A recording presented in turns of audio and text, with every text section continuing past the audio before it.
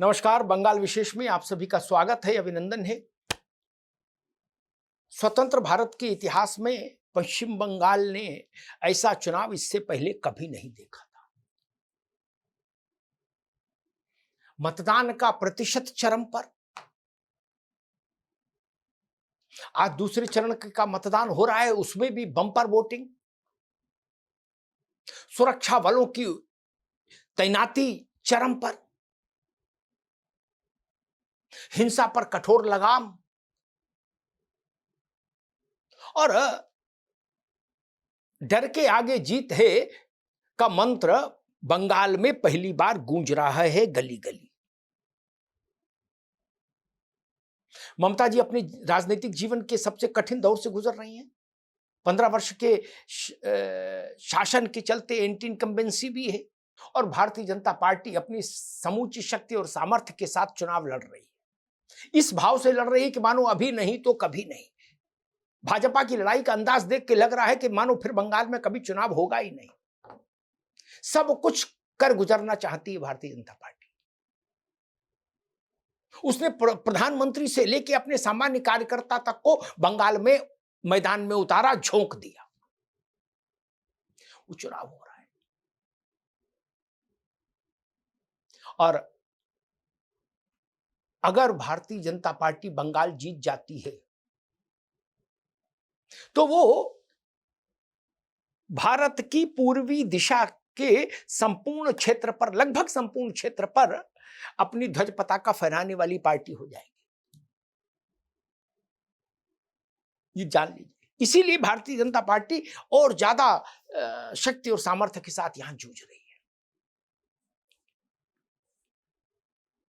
लेकिन अभी तक इस पहेली का कोई सर्व स्वीकार्य, सर्वमान्य समाधान नहीं आया, हल नहीं आया कि आखिर बंगाल में इस कदर 90%, 95% के आसपास का मतदान क्यों और कैसे हो रहा है। कुछ लोग कह रहे हैं कि एसआईआर के कारण जो शुद्धिकरण हो गया मतदाता सूची का, उसके कारण प्रतिशत बढ़ गया है। कुछ लोग कह रहे हैं कि एसआईआर के कारण जो भय फैला, जो पैनिक फैला, उस पैनिक के कारण लोगों को लगा कि अगर इस बार वोट डालने नहीं गए तो अगली बार नाम कट जाएगा, राशन कार्ड कट जाएगा, सरकारी योजनाओं का लाभ नहीं मिलेगा और जीवन नरक हो जाएगा अगर वोट नहीं डाला। इसलिए डर के कारण वोट डालने आ रहे हैं। लेकिन एक बात दोनों में कॉमन है, एसआईआर। कुछ कह रहे हैं एसआईआर के कारण जो शुद्धिकरण हुआ उसके कारण सकारात्मक रूप से वोट बढ़ रहा है। दूसरे लोग कह रहे हैं एसआईआर के कारण जो भय पैदा हुआ मतदाताओं में, जो ये भय के कारण पैनिक वोटिंग है। लेकिन एसआईआर दोनों में कॉमन है। एसआईआर केंद्रीय बिंदु है पश्चिम बंगाल के चुनाव का, ये जान लीजिए। ममता जी के राजयोग का निर्धारण भी एसआईआर से ही होगा और भाजपा के राजयोग का निर्धारण भी एसआईआर से ही होगा, ये तो तय हो गया। अगर एसआईआर से डरकर वोट करने वाले लोगों का रेला है, बहुमत है, तो ममता बनर्जी की कुर्सी फिर कहीं नहीं जा रही। और अगर एसआईआर के कारण मतदाता सूची का पवित्रीकरण हुआ है और उस पवित्रीकरण के बाद जो शुद्ध मतदाता बचे हैं वो उत्साहपूर्वक सकारात्मक वोटिंग कर रहे हैं, तो मेरी बात लिख लीजिए, भारतीय जनता पार्टी को शपथ लेने से कोई नहीं रोक सकता। इसलिए चाहे भाजपा का राजयोग आए, भाजपा का मुख्यमंत्री शपथ ले या ममता जी चौथी बार शपथ ले, दोनों का के लिए कारक एसआईआर ही होगा।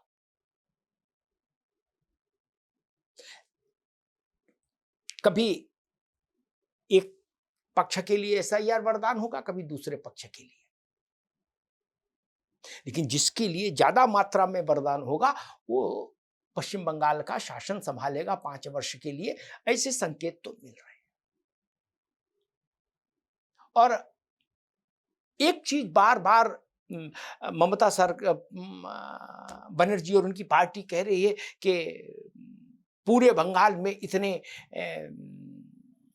पैरामिलिट्री फोर्सेस क्यों उतारती? मैं याद दिलाऊं,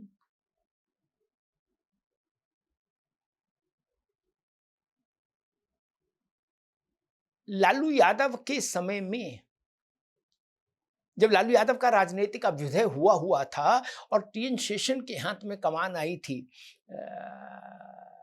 भारत के चुनाव आयोग की, तो उन्होंने बिहार में भयमुक्त चुनाव कराने की जो ठानी, उसके तहत उन्होंने लालू यादव को और उनके समर्थकों को नियंत्रण में रखने के लिए उस समय भी वहां भारी मात्रा में बिहार में पैरामिलिट्री फोर्स उतारी थी, भारी मात्रा। और उसके बाद 2005 में क्या हुआ बिहार में, जब पहली बार नीतीश मुख्यमंत्री बने हैं, उस चुनाव में एसआईआर हुई थी 2003 में, 13 लाख वोट काटे गए थे जो गड़बड़ थे, 13 लाख अगर मुझे सही याद है बिहार में। और उसके बाद हजारों की संख्या में पैरामिलिट्री फोर्स केजे राव ने उतारे थे वहां। क्या ये सच नहीं है? तब हंगामा नहीं मचा, अब क्यों मच रहा है? ये प्रश्न तो खड़ा होगा। तब हंगामा क्यों नहीं मचा था? बिहार में वोट शुद्धिकरण हुआ, सुरक्षा बलों की मौजूदगी में वोट पड़े, लालू यादव का और उनके समर्थकों का जो स्टाइल की राजनीति थी वो बिहार से विदा हो गई, फिर वो रही नहीं, बची नहीं। उसके बाद से लालू जी का वो राजयोग कभी लौटा ही नहीं। एक बार नीतीश जी के साथ उनकी गठबंधन की सरकार रही, लेकिन उसमें उनके लड़के रहे और वो भी ज्यादा लंबे समय चली नहीं। लालू यादव के माथे से राजयोग हट गया फिर उस दिन से। और एक बड़ी चीज बताता हूं, 5 राज्यों में चुनाव हो रहे हैं, उसमें चलिए बाकी छोटे हैं, लेकिन तमिलनाडु तो बहुत बड़ा राज्य है, बंगाल से कहीं से छोटा नहीं। तमिलनाडु में लाखों पैरामिलिट्री फोर्स क्यों नहीं लगानी पड़ी? तमिलनाडु में तनाव क्यों नहीं हुआ? वहां सहजता से चुनाव क्यों हो गया? एक ही फेज में हो गया, एक ही चरण में मतदान हो गया, कहीं कोई हाय हाय नहीं, कहीं कोई तौबा तौबा नहीं, कहीं कोई चिक चिक नहीं, न पक्ष वालों के आरोप न विपक्ष वालों के आरोप, शांतिपूर्ण मतदान हो गया, शांतिपूर्ण चुनाव निपट गया। क्यों? ये सारी हायतोबा बंगाल में ही क्यों है? इस बात पर भी सोचिए कि कोई तो वजह होगी कि बंगाल में लाखों पैरामिलिट्री फोर्स लगानी पड़ी, तमिलनाडु में नहीं, आसाम में नहीं, केरला में नहीं। क्योंकि बंगाल के भीतर राजनीतिक चुनावी हिंसा का बहुत जघन्य इतिहास है, जघन्य इतिहास है। मारो काटो जलाओ बम फेंको, इस संस्कृति के उन्मूलन के लिए, संपूर्ण उन्मूलन के लिए एक बार तो ये होना ही था जो आज इस बार चुनाव में हुआ है।